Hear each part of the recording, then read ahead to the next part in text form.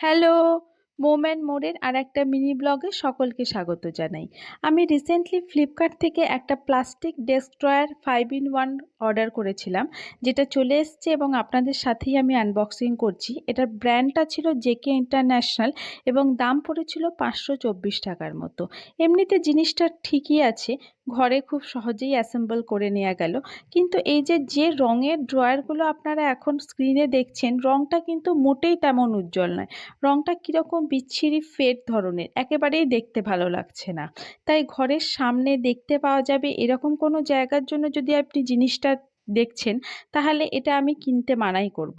বরঞ্চ অন্যান্য সাইটে আরও অনেক ভালো অপশান আছে, সেখানে আপনারা একটু সার্চ করে নিতে পারেন। আর আমি এটা কি কাজে লাগাচ্ছি সেটার জন্য আমার পরের মিনি ব্লগটার অপেক্ষা করবেন। আজকের মতো তবে এটুকুই। খুব তাড়াতাড়ি ফিরছি অন্য একটা মিনি ব্লগ নিয়ে। টাটা!